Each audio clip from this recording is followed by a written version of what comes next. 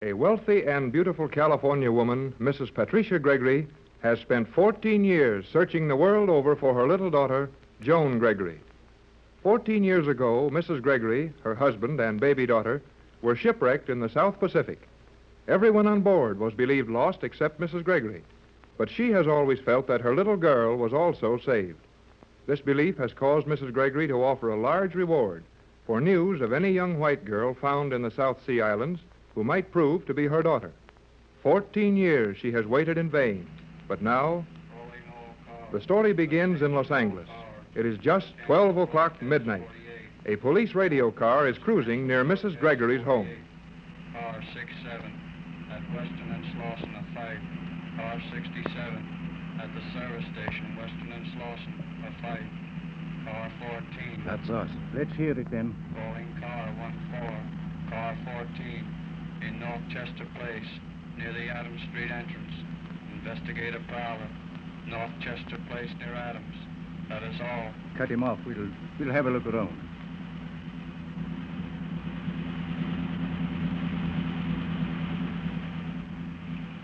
We're right in that block now. Yeah, slow down. This ought to be it. I thought I saw somebody on that lawn there. That's the Gregory place, isn't it? Yeah, there is something moving there. He's up the driveway, right behind him.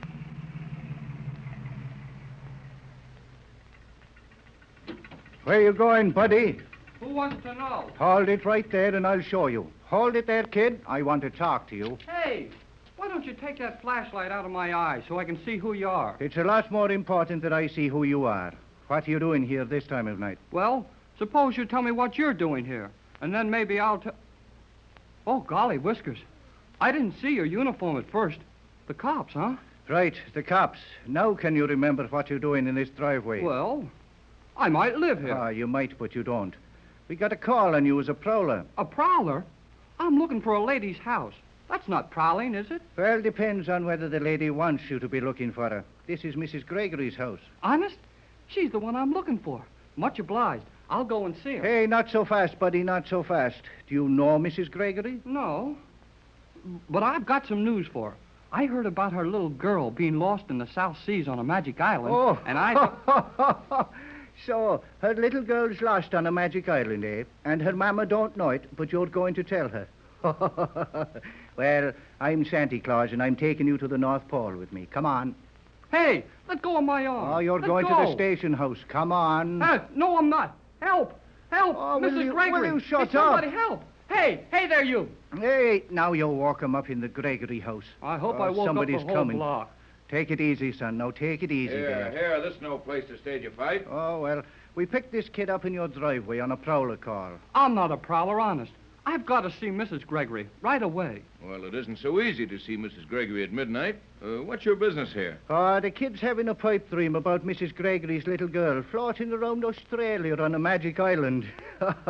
I'll see that he don't bother you anymore. Come on, son. Wait a minute, hold it, officer. Did you say Mrs. Gregory's little girl? You bet he did. But nobody's going to get a chance to laugh at me again. I'll tell my story to Mrs. Gregory, or not at all. All right, officer. I'll be responsible for this boy. And if he's not what he represents himself to be, I'll send for you again. My name's Bradford. I'm in charge of... Oh, that's all right, sir. I know you, Captain Bradford. Call us if you want anything else. And let us know how the kid's magic island comes out.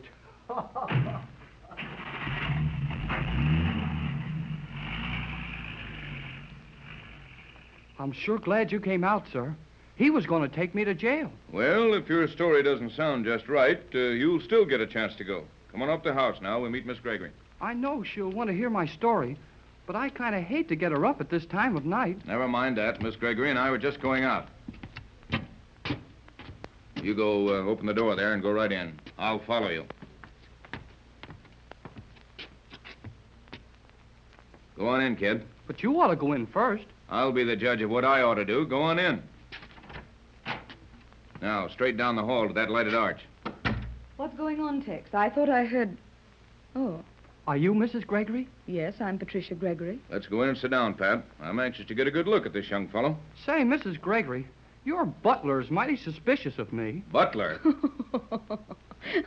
I'm sorry, Tex, but you should see your face. Huh, butler. Huh. What makes you think I'm the butler? Well, heck, Nobody but a butler could act as suspicious of anybody as you do. You're wrong, young man. Captain Bradford is in charge of my affairs. Manager of my estate, master of my yacht, pilot of my planes, and... But hadn't you better introduce yourself? Yes, we'll ask a few questions now, son. You sit over there. Keep your hands in sight.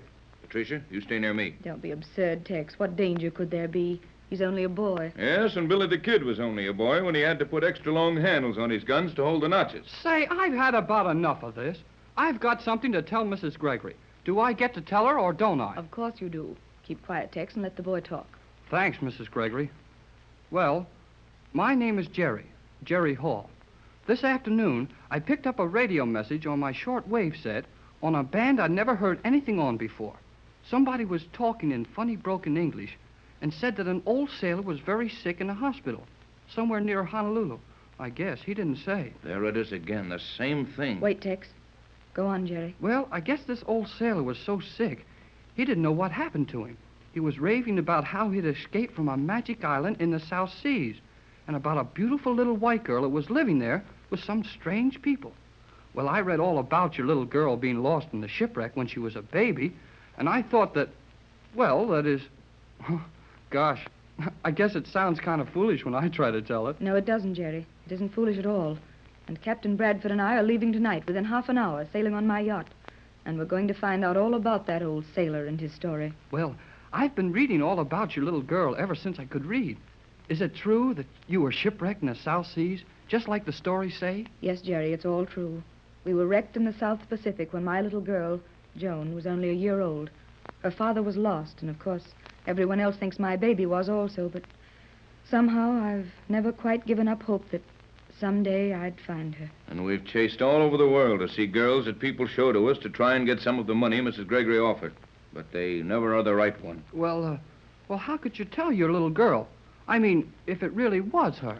Joan had a tiny birthmark, a little star-shaped scar on the back of her neck. Joan. Gee, that's a pretty name. Joan. I'll bet she'd be pretty, too. Maybe almost as pretty as you are, Mrs. Gregory. Thank you.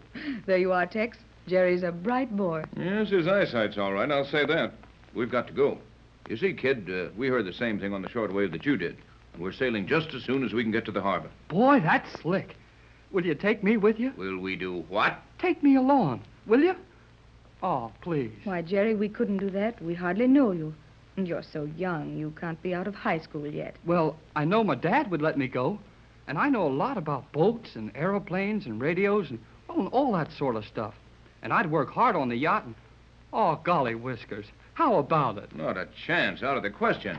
I'm sorry, Jerry, but it just wouldn't do. Beg your pardon, madam, but the car's at the door. Everything is quite ready. Baggage loaded. Thank the you, instruments- Johnson. We'll be out in a moment. Very good, madam. Now, Jerry, I'm afraid we'll have to say good night to you. It was sweet of you to come and tell us about your radio message. Won't you let me give you... Oh, no, thanks, Mrs. Gregory. It was fun for me. You see, I've dreamed about finding your... Oh, well.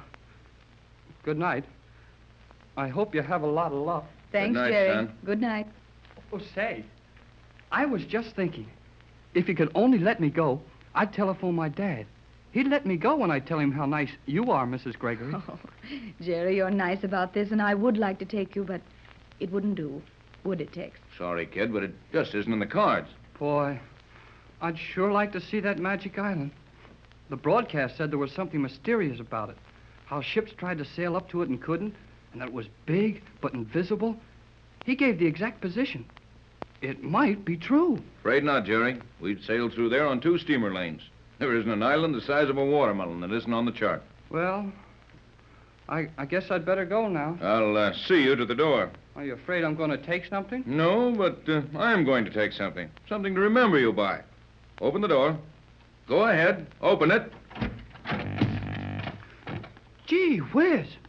That flashlight nearly blinded me. Sorry, but we like to take pictures of the people who come to see us at midnight, and we like to know when they open our door, too. But when I came in, I opened the door myself, and nothing happened. And I had the flashlight shut off. Now go on, kid. Get out. Oh, I'm sorry I bothered you, sir. Good night. Tex, why were you so rough about sending him out? I just got an idea. That boy's smart. He could have broadcast that message himself just to get a trip to the islands with us. Well, I suppose so, but I do wish we could have taken him. Well, it might have been wise at that. And I could have kept an eye on him till we ran the story down. Oh, well, forget it. Hurry, Tex. Johnson's waiting in the car, and Jameson will lock up until we return.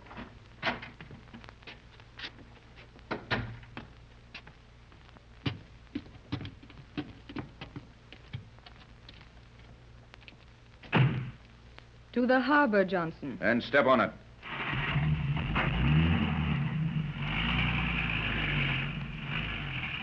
Johnson. Oh, Johnson. Yes, madam. We're awfully crowded back here. Couldn't you find room up front for this roll of steamer rugs? I tried to put the roll up here, but he wouldn't have it. Who wouldn't have what? The young gentleman inside the rug, sir. Huh?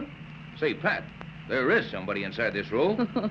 And I can guess who it is. I didn't think you'd find me till we got to the boat, and then maybe you'd take me with you. I ought to wring your neck. Now, Tex. Oh, I know, Patricia, but... Gee, Mrs. Gregory, that's an awful pretty name, Patricia. Oh, now, look. I'm plenty big enough to go with you, and we'll telephone my dad from the dock, huh? How about it, Tex? Nope. Oh, now, Tex. No. You got around Miss Gregory all right, Jerry, but you can't do that to me. Oh, no, sir.